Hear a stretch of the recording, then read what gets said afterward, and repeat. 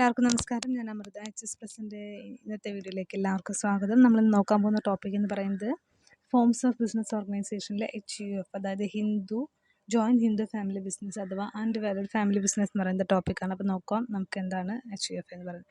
നമുക്കറിയാം പേരിൽ തന്നെ, അതായത് ഒരു ഫാമിലിയിലുള്ള മെമ്പേഴ്സ് എല്ലാവരും ചേർന്നുകൊണ്ട്, അല്ലെങ്കിൽ ഫാമിലിയിലുള്ള മെമ്പേഴ്സ് ചേർന്നുകൊണ്ട് ഒരു ബിസിനസ് സ്ഥാപനം നടത്തിക്കൊണ്ട് പോകുകയാണെന്നുണ്ടെങ്കിൽ അത്ര സ്ഥാപനങ്ങൾ നമുക്ക് ജോയിൻറ്റ് ഹിന്ദു ഫാമിലി ബിസിനസ് അഥവാ അൺഡിവൈഡഡ് ഫാമിലി ബിസിനസ് എന്ന് പറയാം.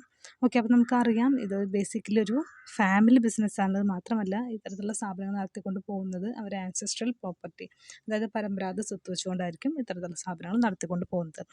മാത്രമല്ല ഈ സ്ഥാപനത്തിൽ മെയിനായിട്ടുണ്ടാവുക മെയിൽ മെമ്പേഴ്സ് ആയിരിക്കും.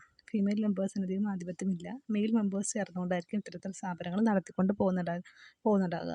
എന്നാൽ 1956 ഹിന്ദു സക്സഷൻ ആക്ട് പ്രകാരം, ഹിന്ദു സക്സഷൻ ആക്ട് 1956 നിലവിൽ വന്നതിന് ശേഷം ഫീമെയിൽ മെമ്പേഴ്സിനും ഇത്തരത്തിലുള്ള സ്ഥാപനങ്ങളിൽ മെമ്പേഴ്സ് ആവാനായിട്ട് സാധിച്ചു. അപ് ടു 1956 വരെ മെയിൽ മെമ്പേഴ്സ് മാത്രമാണ് ആ സ്ഥാപനത്തിലുണ്ടായിരുന്നത്.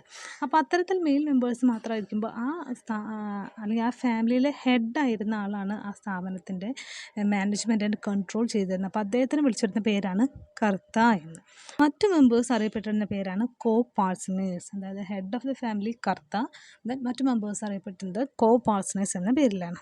Okay, successfully owned by 3 generation, അതായത് ഇപ്പോൾ കർത്ത എന്ന് പറയുന്നത് ഗ്രാൻഡ് ഫാദറാണ് കർത്ത എങ്കിൽ ആ ഗ്രാൻഡ് ഫാദറിൻ്റെ ജനറേഷൻ, ദെൻ അദ്ദേഹത്തിൻ്റെ മകൻ്റെ ജനറേഷൻ, ദെൻ ആ മകൻ്റെ ജനറേഷൻ, അങ്ങനെ 3 സക്സസീവ് ജനറേഷനിലുള്ള മെമ്പേഴ്സാണ് അറ്റ് എ ടൈം ആ സ്ഥാപനത്തിൽ മെമ്പേഴ്സായിട്ട് ഉണ്ടായിരിക്കുക. ദെൻ ഗ്രാൻഡ് ഫാദറിൻ്റെ ആ ജനറേഷൻ കംപ്ലീറ്റ് ആയിട്ട് ഇല്ലാതായി കഴിഞ്ഞാലാണ് അടുത്ത ജനറേഷൻ ഈ സ്ഥാപനത്തിലേക്ക് മെമ്പേഴ്സായി വരാനായിട്ടുള്ള ഒരു ഹോപ്പുള്ളൂ. ഓക്കെ, അതാണ് 3 സക്സസീവ് ജനറേഷൻസാണ് സക്സസ്ഫുള്ളി ആ സ്ഥാപനത്തിനെ ഓൺ ചെയ്തിരുന്നത്.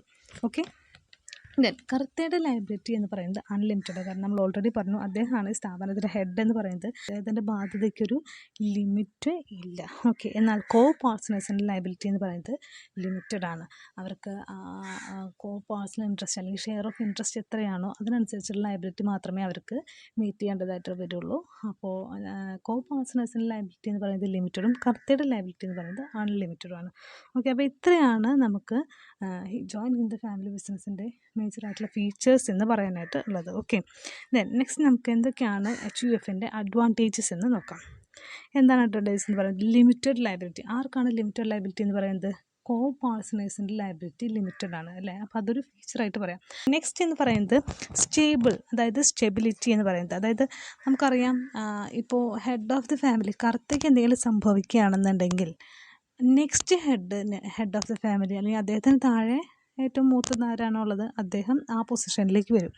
അതായത് നമുക്ക് സ്റ്റെബിലിറ്റി ഉണ്ടായിരിക്കും. അതായത് ഒരിക്കലും ആ സ്ഥാപനം നിർത്തിപ്പോവേണ്ട ഒരു അവസ്ഥ, അല്ലെങ്കിൽ ഹെഡിന് എന്തെങ്കിലും സംഭവിച്ചു കഴിഞ്ഞാൽ സ്ഥാപനം നിന്ന് പോകുന്ന ഒരു അവസ്ഥ ഉണ്ടായിരിക്കില്ല. സ്റ്റെബിലിറ്റി ഉണ്ടായിരിക്കും, നിലനിൽപ്പുണ്ടായിരിക്കും. അതാണ് നെക്സ്റ്റ് ഒരു അഡ്വാൻറ്റേജ് എന്ന് പറയുന്നത്.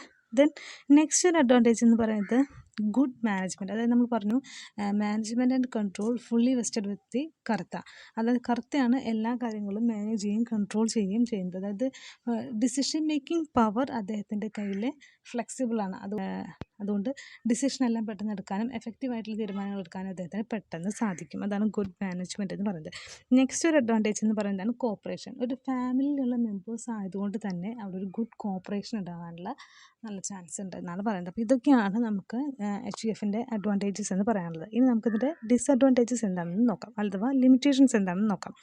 ഫസ്റ്റ് ലിമിറ്റേഷൻ എന്ന് പറയുന്നത് ലിമിറ്റഡ് റിസോഴ്സസ് ആണ്. നമ്മൾ പറഞ്ഞു ഒരു ഫാമിലിയിലുള്ളവരാണല്ലേ നമ്മൾ ഈ സ്ഥാപനത്തിലെ മെമ്പേഴ്സ് എന്ന് പറയുന്നത്. അപ്പോൾ അവർക്ക് കിട്ടാനുള്ള റിസോഴ്സ് എന്ന് പറയുന്നത് ഈ ഒരൊറ്റ ഫാമിലിയിൽ നിന്ന് മാത്രമാണ്.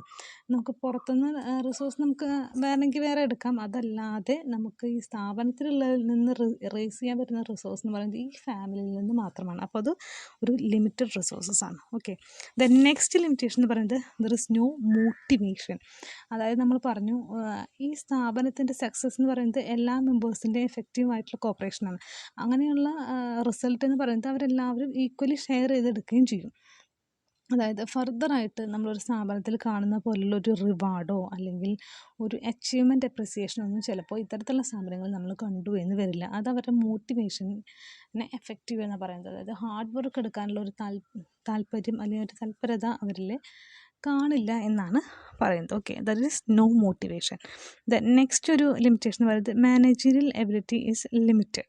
ബിസിനസ് വളരുമ്പോൾ അദ്ദേഹത്തിന് അത് എഫക്റ്റീവായിട്ട് നടത്തിക്കൊണ്ട് പോകാൻ ചിലപ്പോൾ സാധിച്ചു എന്ന് വരില്ല. അതാണ് നെക്സ്റ്റ് ഒരു ലിമിറ്റേഷനായിട്ട് പറയുന്നത്, managerial ability is limited. Then the final limitation എന്ന് പറയുന്നത് ഫാമിലി ക്വറൽസ്.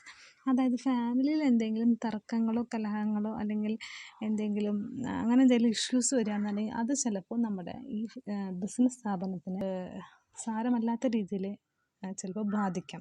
അതാണ് നെക്സ്റ്റ് ഒരു ലിമിറ്റേഷൻ എന്ന് പറയുന്നത്. അപ്പോൾ these are the limitations of HUF. Limited resources, no motivation, managerial ability is limited, then family quarrels. Okay, ചെറിയ ടോപ്പിക്കാണ്, നിങ്ങൾക്ക് മനസ്സിലായി കാണുമെന്ന് വിചാരിക്കുന്നു. നെക്സ്റ്റ് വീഡിയോയിൽ നമുക്ക് മറ്റൊരു ടോപ്പിക്കായിട്ട് കാണാം. Thank you.